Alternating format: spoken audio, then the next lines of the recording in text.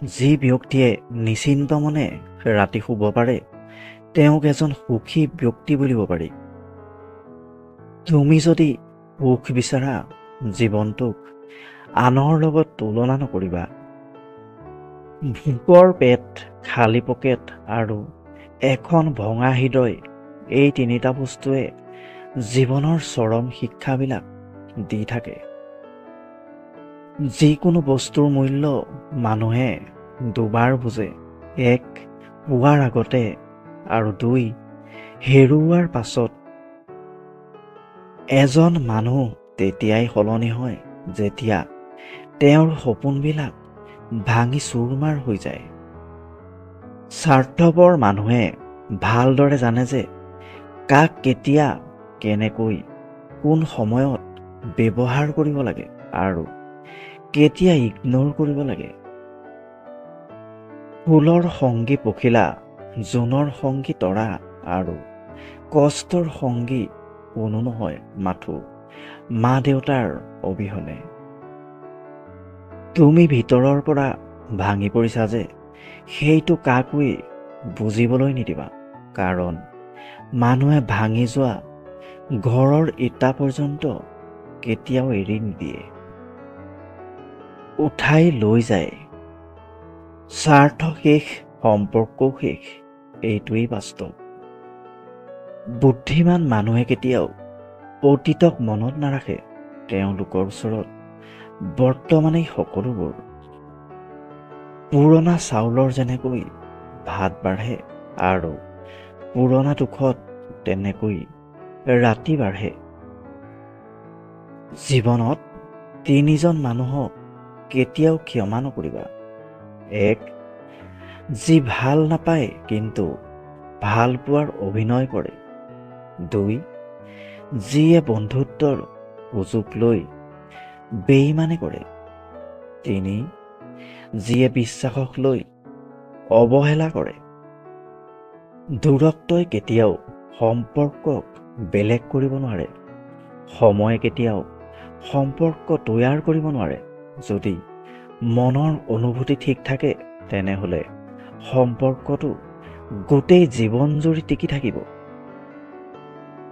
ভালপোৱা আৰু বন্ধুত্ব যদি সঠিক মানুহৰ লগত হয় তেনেহ'লে জীৱন সলনি হৈ যায়, আৰু যদি ভুল মানুহৰ লগত হয় তেনেহ'লে জীৱন শেষ হৈ যায়। মানুহৰ ভালপোৱাটো এজোপা গছৰ শিপাৰ দৰে হোৱা উচিত, ফুলৰ দৰে নহয়, কাৰণ ফুলে মাথো সুবাস বিলায় আৰু মৰহি যায়, কিন্তু শিপা মৃত্যু পৰ্যন্ত থাকি যায়। বিশ্বাস এটা এনেকুৱা বস্তু যিটো দেখা পোৱা নাযায় আৰু চুবও নোৱাৰি, কিন্তু হেৰাই গ'লে সকলোবোৰ শেষ হৈ যায়। কাৰোবাক ক্ষমা কৰি মহান হৈ যোৱা, কিন্তু দ্বিতীয়বাৰ বিশ্বাস কৰি মূৰ্খ নহবা। তুমি যিমান মনে মনে থাকিবা সিমানেই বাচি থাকিবা। যদি তুমি সহ্য কৰিব নোৱাৰা হোৱা তেনেহ'লে তুমি বেয়া। জীৱনৰ পৰীক্ষাত কোনো নম্বৰ পোৱা নাযায়। মানুহৰ মনত স্থান বনাব পাৰিলেই বুজিবা তুমি পাছ কৰিছা। কাৰোবাক সৰু কৰি কথা কোৱাৰ আগত এইটো ভাবিবা যে সময় সকলোৰে আহে, তুমিও কাৰোবাৰ দৃষ্টিত সৰু হ'ব লগা হ'ব পাৰে। সেয়ে কথা ক'বা হিচাপ কৰি, তোমাৰ বেহিচাপ কথাই কাৰোবাৰ দুখৰ কাৰণ হ'ব পাৰে। হাঁহি আৰু নীৰৱতা পৃথিৱীৰ সকলোতকৈ শক্তিশালী বস্তু।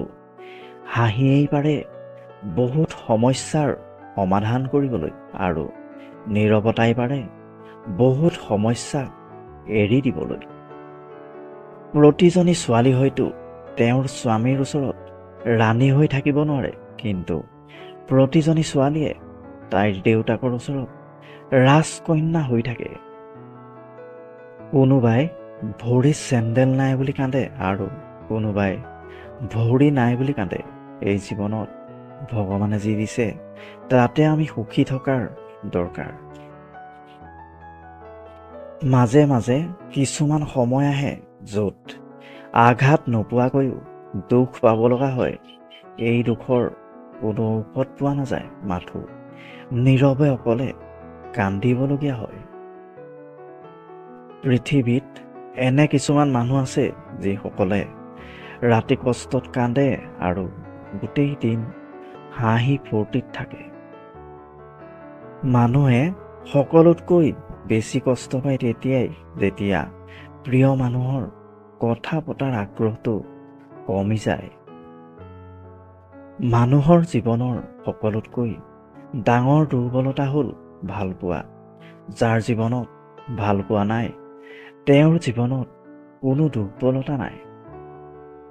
জীৱনত যিমান ডাঙৰ হ'বা সিমানেই বুজিব পাৰিবা তৰ্কতকৈ নীৰৱতা শ্ৰেয়। পোহৰ সূৰ্যৰ হওক বা আশাৰ হওক, এই দুয়োটাই কিন্তু জীৱনৰ অন্ধকাৰ মুচি দিয়ে। যিসকলে খুব সহজতেই খং প্ৰকাশ কৰি পেলায় তেওঁলোক সচৰাচৰ ভাল মনৰ মানুহ, আৰু যিসকলে খং উঠিলেও খং প্ৰকাশ নকৰে তেওঁলোক সাপতকৈও বেছি বিষাক্ত হয়। এজোপা টান গছক কুঠাৰৰ প্ৰথম আঘাতে কেতিয়াও কাটি পেলাব নোৱাৰে। ঠিক তেনেকুৱাই মানুহৰ প্ৰথম চেষ্টাত সফলতা পোৱা নাযায়। সফলতা পাবলৈ হ'লে অনবৰতে চেষ্টা আৰু অক্লান্ত পৰিশ্ৰম কৰিব লাগিব।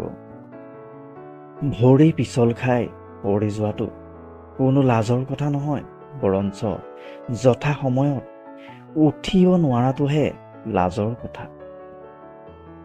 মানুহে সকলোৰে লগত অভিনয় কৰিব পাৰিলেও নিজৰ লগত কেতিয়াও অভিনয় কৰিব নোৱাৰে।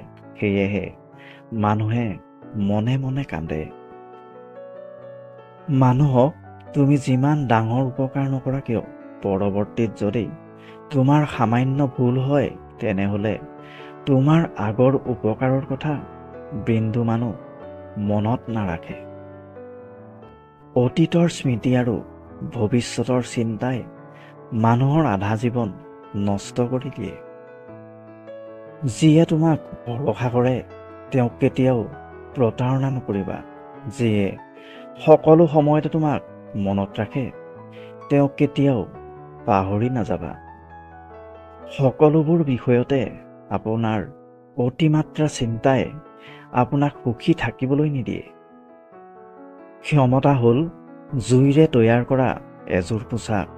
যদি সততাৰে ইয়াক পৰিধান কৰা তেনেহ'লে তোমাক শত্ৰুৰ হাতৰ পৰা বচাব, আৰু যদি নিজৰ ওপৰত নিয়ন্ত্ৰণ হেৰুৱাই অহংকাৰী হৈ উঠা তেনেহ'লে তোমাক জ্বলাই ছাই বনাই দিব।